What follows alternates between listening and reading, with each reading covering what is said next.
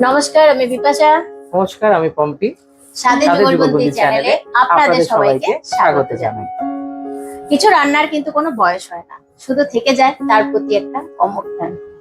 দিদা ঠাকুমার হাতের সুগন্ধ আর মোগলাইয়ের আভিজাত্য, এই দুটোর ফিউশন কিন্তু হচ্ছে মাছের দই কোরমা। কোরমা শব্দটি এসছে মূলত তুর্কি শব্দ কাবুরমা থেকে। কাবুরমা, যার অর্থ হলো কষানো মাংস। ভারত যেহেতু নদীমাতৃক দেশ, তাই এখানকার বাবুর্চিরা এই রান্নার কৌশলটি প্রয়োগ করে মাছের ওপর এবং আবিষ্কার করে একটি নতুন পদ।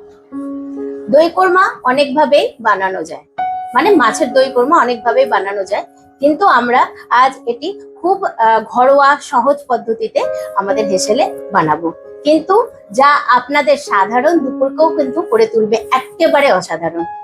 তাহলে চলুন মাছের দই কোরমা বানানোর জন্য আমাদের কি কি লাগছে সেটা একবার দেখে নিই।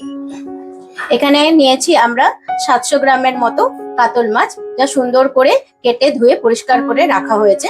আপনারা চাইলে এখানে গাদাও ইউজ করতে পারেন।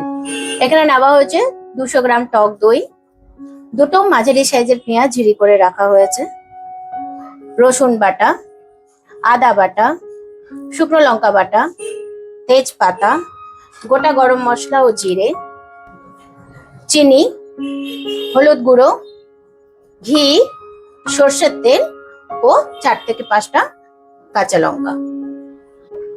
রান্নাটি শুরু করার জন্য প্রথমেই মাছে নুন ও হলুদ দিয়ে মাখিয়ে নিতে হবে।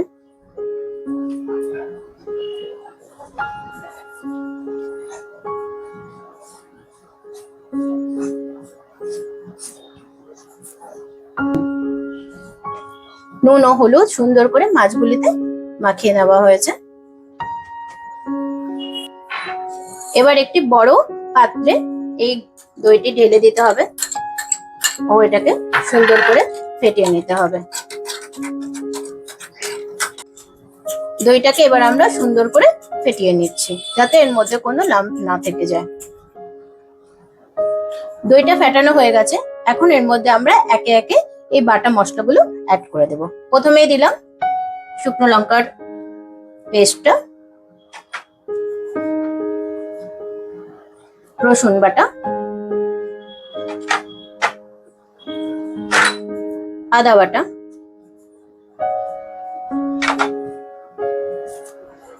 এই গোটা গরম মশলার সঙ্গে জিরেটা, চিনি পরিমাণ মতো।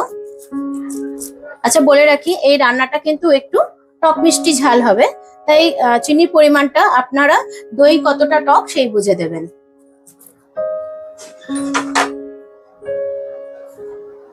দিলাম সর্ষের তেল,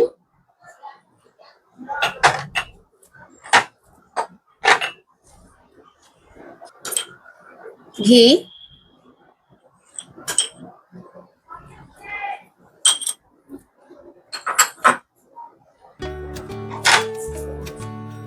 তেজপাতা, দিচ্ছি হলুদ ও স্বাদ মতো নুন।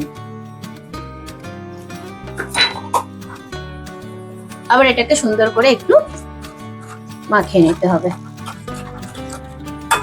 একবার কালারটা দেখুন, সব কালার একসঙ্গে মিলে সুন্দর একটি গর্জিয়াস কালার আসছে, তাই না? মশলাগুলো সুন্দর করে দইয়ের সাথে মিশে গেছে।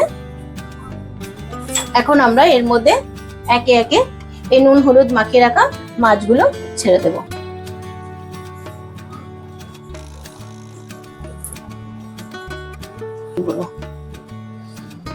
মাছটা এর মধ্যে একটুখানি ম্যারিনেট হোক, ততক্ষণে আমরা চলুন কড়াইটা গরম হতে দিই। রেডি? কড়াইটা গরম হয়ে গেছে, এখন এর মধ্যে আমরা দিয়ে দিব সর্ষের তেল। আচ্ছা, এখানে বলে রাখি যে এই রান্নায় কিন্তু সর্ষের তেলের ব্যবহার একটু বেশি হবে। হ্যাঁ, তেলটা গরম হয়ে গেছে, এখন আমরা এর মধ্যে দিয়ে দিব কুচিয়ে রাখা পেঁয়াজগুলি।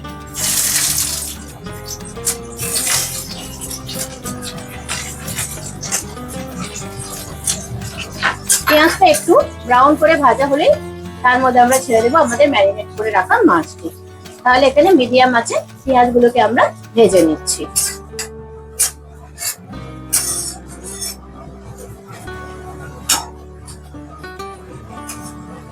পেঁয়াজটা ভাজা হয়ে গেছে, এখন আমরা এর মধ্যে আমাদের ম্যারিনেট করে রাখা মাছগুলি আস্তে আস্তে ছেড়ে দেব। আমি এখানে হাতের ব্যবহার করছি।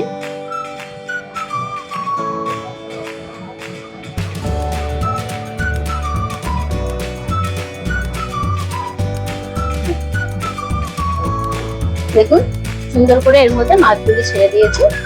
এখন এর মধ্যে সামান্য একটু জল দিয়ে মৃদু আছে 10 থেকে 15 মিনিটের জন্য রেখে দিতে হবে।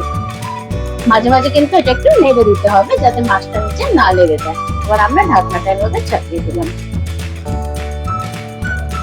এবার মৃদু আছে 10 মিনিটের জন্য এটিকে ছেড়ে দিচ্ছি।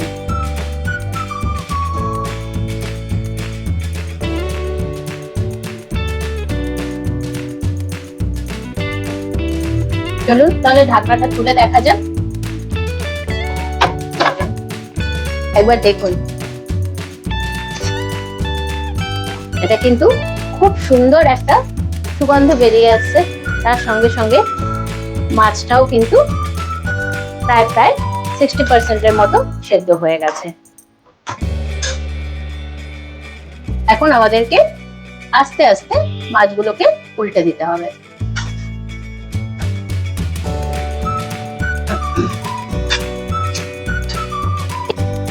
দেখুন আমাদের মাছগুলি উল্টানো হয়ে গেছে। এখন এর মধ্যে কাঁচা লঙ্কাগুলি দিয়ে আরো কিছুক্ষণের জন্য ঢাকা দিয়ে রেখে দিতে হবে। ঢাকনাটা এখন আমরা সরিয়ে নিচ্ছি। দেখুন এটা কিন্তু প্রায় হয়ে এসেছে। মাছটা সেদ্ধ হয়েছে কিনা দেখার জন্য আমরা একটা ফোর্ক ইউজ করব। দেখুন মাছটাও একদম পারফেক্টলি কুক হয়ে গেছে। এই সময় আপনারা একটু নুনটা চেখে নেবেন, দরকার পড়লে আরেকটু নুন যোগ করে দেবেন।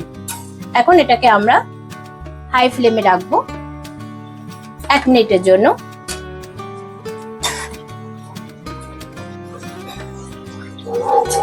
গ্রেভিটা কিন্তু আমাদের হাই ফ্লেমে এবার ফুটছে ও গাঢ় হয়ে এসেছে। চারদিক থেকে তেল কড়াইয়ে ছেড়ে দিয়েছে। এটা কিন্তু একটু গা মাখা হবে, সঙ্গে থাকবে তেল।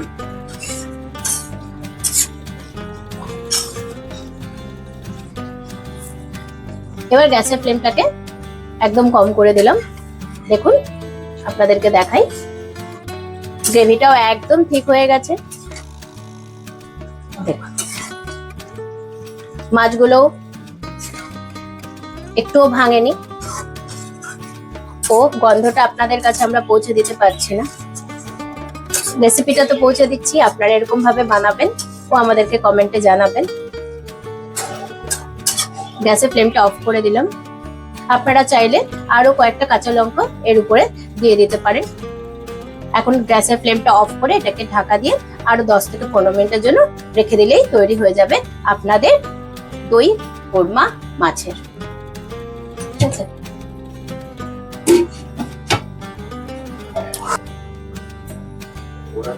ঢাকাটা তুলে নিলাম।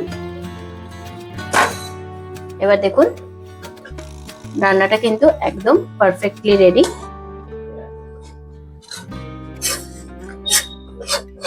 এবার এটাকে আমরা আস্তে আস্তে একটি পাত্রে খালি করে নেব। তবে খুব সাবধানে, কারণ মাছগুলি একটু নরম, তাই ভেঙে যাওয়ার সম্ভাবনা থাকে।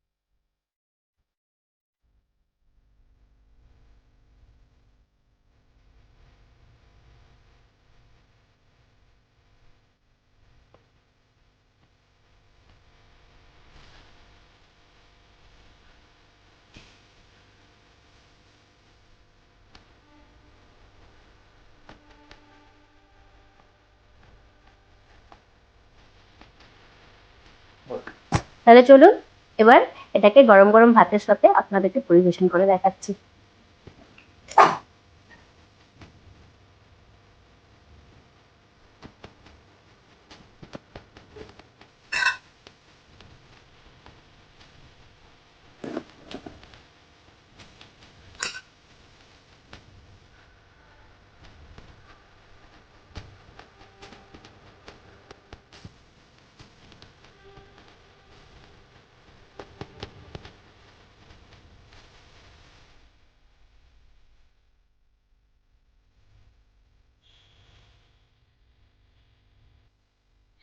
এইরকমই ভালো ভালো রান্না পেতে আমাদের চ্যানেলটিকে সাবস্ক্রাইব করুন, ফলো করুন।